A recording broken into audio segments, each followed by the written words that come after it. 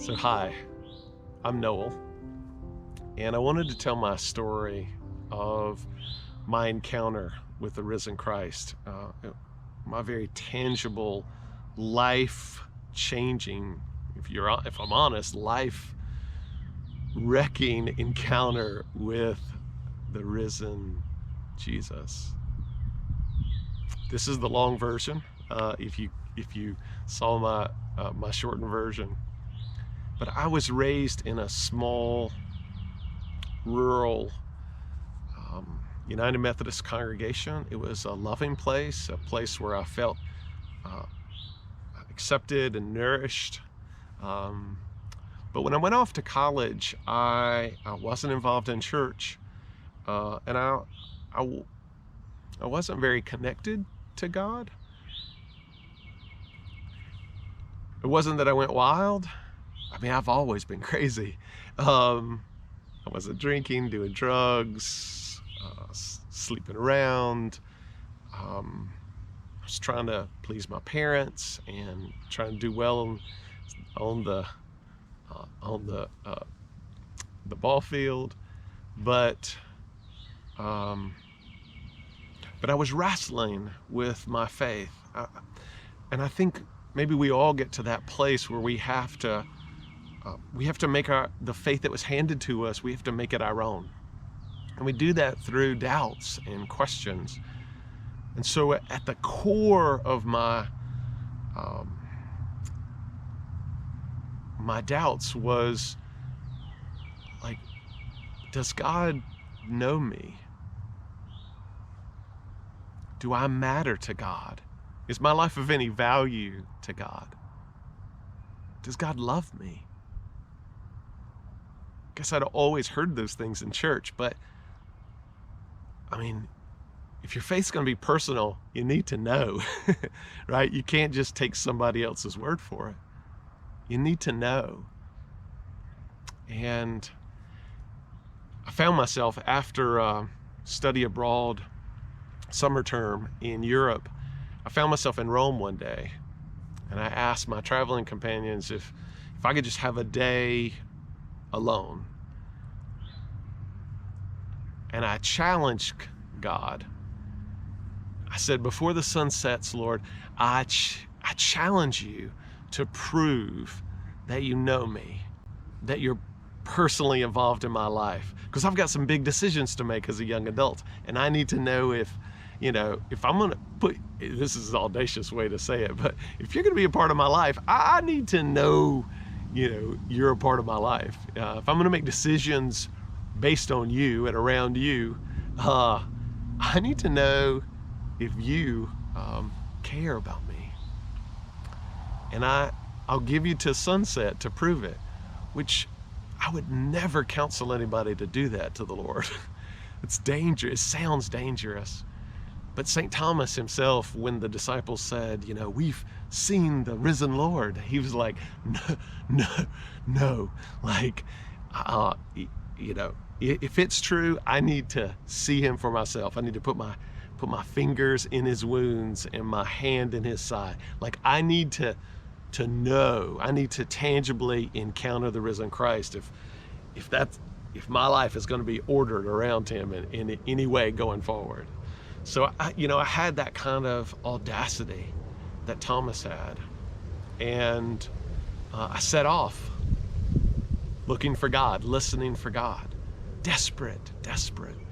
And I went to, first place I went at St. Peter's Cathedral, where the Pope preaches and where St. Peter's body is buried beneath the altar. His chains hang there with which he was imprisoned. And it's magnificent, and it was packed and light streaming in and these shafts of light coming down. It was majestic. But God was silent. So I went to St. Paul's Cathedral outside the walls of Rome. Very quiet, more secluded.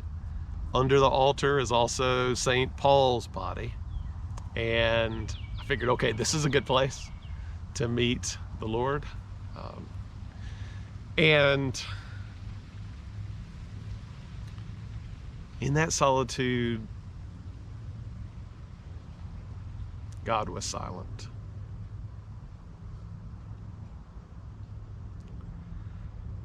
I'd been to the catacombs where the early Christians gathered secretly for worship, for sharing the Eucharist, and no, God didn't seem to be there either.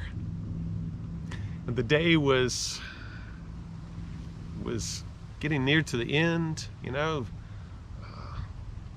lot of shadows, long shadows being cast on the streets, and I started to make my way back to the hostel. And to be honest, I was lost. I'm always lost if I'm left to my own devices. And one particular intersection, I'm looking around trying to get my bearings. Does any of this look familiar? And across the way there was double doors of a building, wide open, light streaming out, and like a celebration, the sounds of a celebration. So I was like, well, I'm lost, but I'm curious, so I'm gonna just go check it out.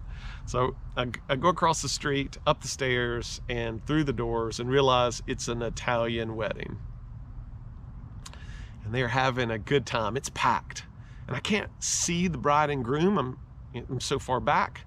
So I start to make my way along the back wall, toward the left.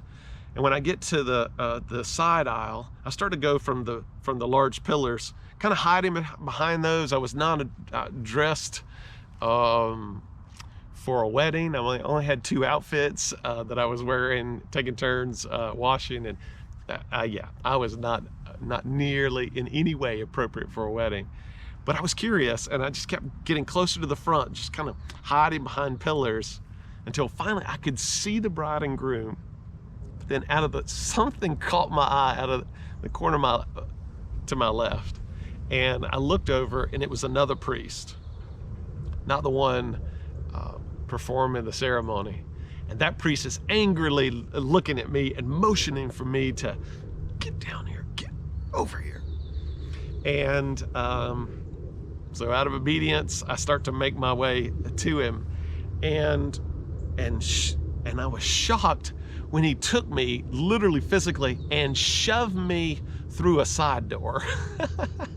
Like literally bounced me out of the sanctuary. Boosh. And I land in this darkened room.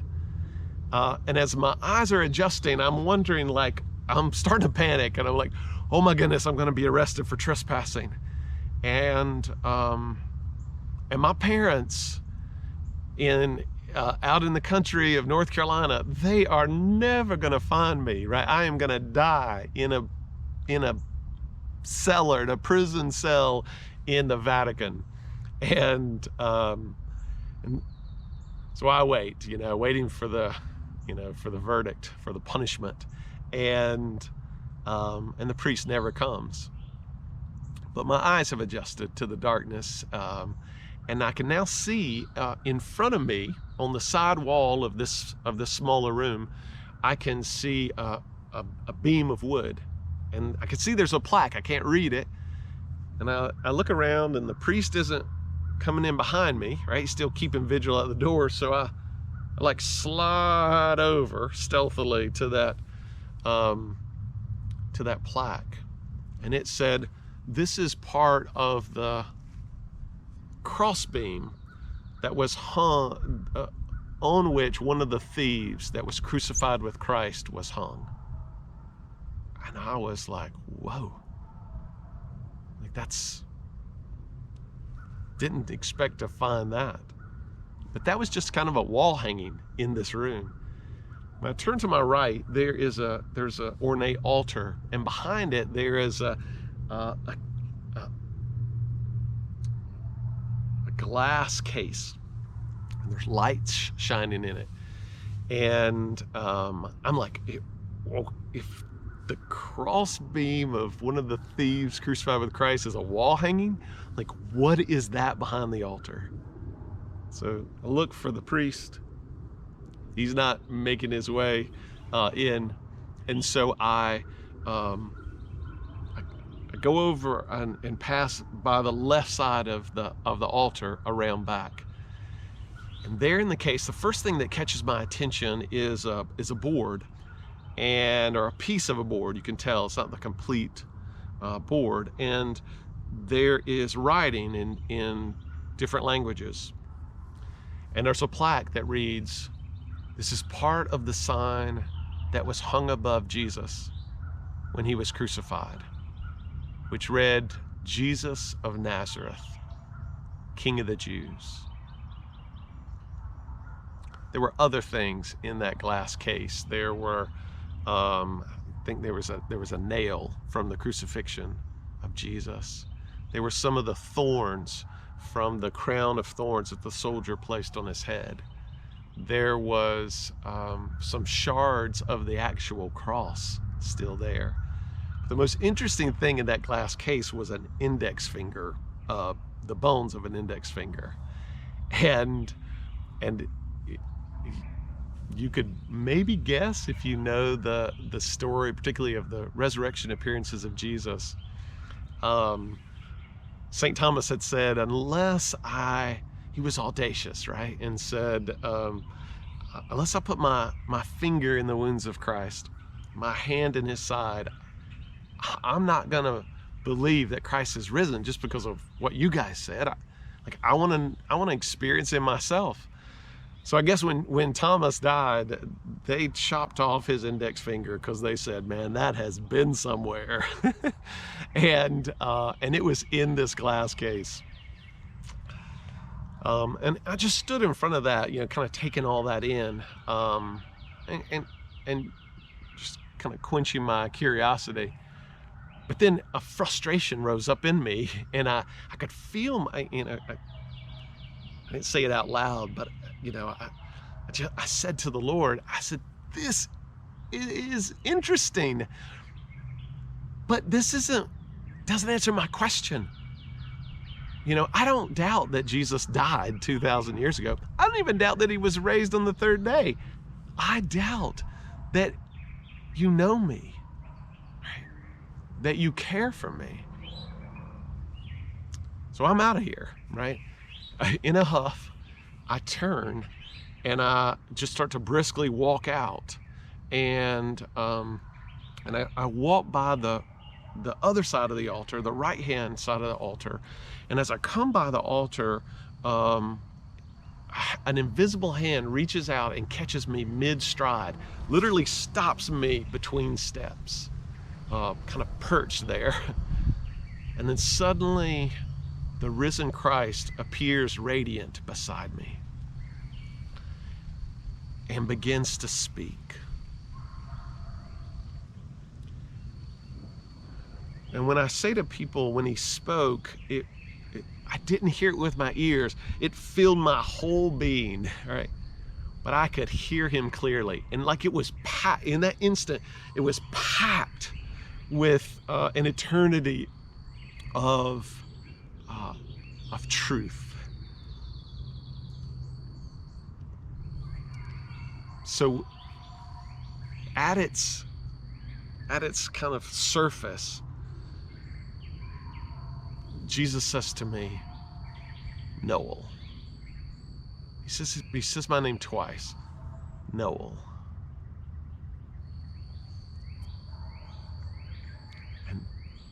And that maybe was all. That answered every one of my prayers when he spoke my name. But he spoke it in a tone of both love and heartbreak. He said, Noel, why have you made my death for you unnecessary? Why have you made my death for you in vain?" And at the same time he spoke those words, he gave me a revelation in which, if you were to take away his becoming human, his death upon the cross, my life would still look utterly the same.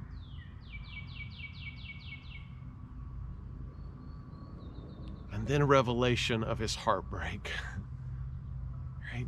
Noel, I've given you everything. I have nothing else to give you. I gave you everything and it wasn't enough.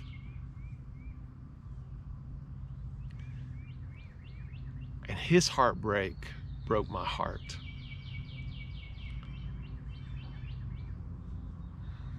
And there's nothing I wanted more than to get away from Jesus.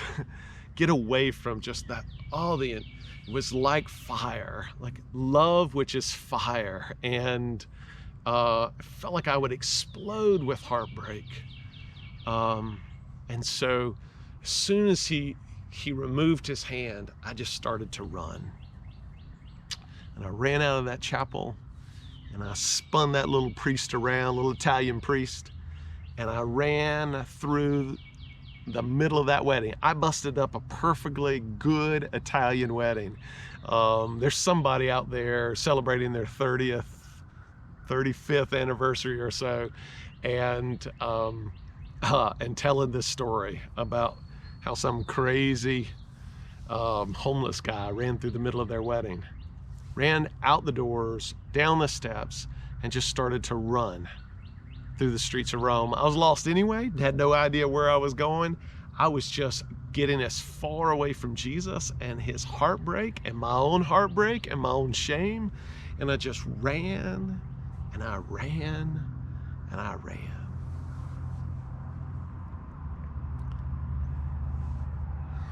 Until I stopped.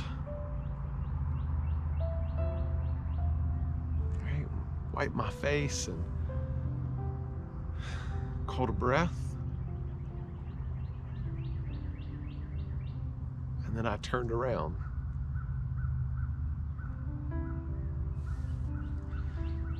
And I've been on a journey ever since. A journey to Jesus. The thing is, as soon as you turn around, you realize, oh, he's been chasing me. You've been chasing me, Lord. But I've been on a journey of trying just not to run from the love of Jesus, the love of God in Jesus. To try to rest in as feebly as I have and do, but to try to rest in and to live out of his care for me and just this audacious truth of the cross that he values my life more than his own, which is incomprehensible. But I am trying, right? Like trying to live out of this, the truth of his death and his resurrection, that I matter to him, that my life matters to him, and that he wants to be a part of it, wants to be the source of my life and of my identity and my purpose and my value. And my peace and my joy and my love for others.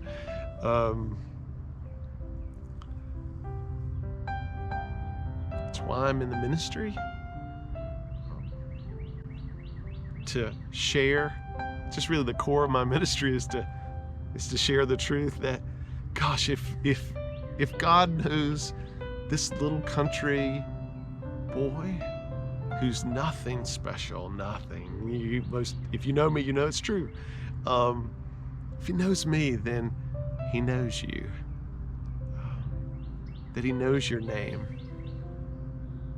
That he died for you, that he values your life more than his own. And that he was raised on the third day so that nothing might ever keep him from sharing your life and you sharing his life. So I tell you this story to make you hungry, and maybe to encourage you to be audacious like Thomas and seek the presence of the risen Christ in your own life. If he's risen, don't take people's word for it. Don't take my word for it. If he's really risen, then he is with us. And by his Spirit, And we can encounter him in a million different ways. We can encounter him. So go and seek Christ. Open your heart, your eyes, your ears, your mind. But also, as you encounter the risen Christ, and as you have encountered the risen Christ, like, tell your story to encourage other people to engage and live with this person who, this being, this eternal being who is part of their life. The world needs to know. So we are asking people to tell their stories, to post their stories, and put them under the hashtag #AudaciousThomas. But post your stories, share your stories. Like, don't be ashamed. It's such a gift. So, but thank you for listening.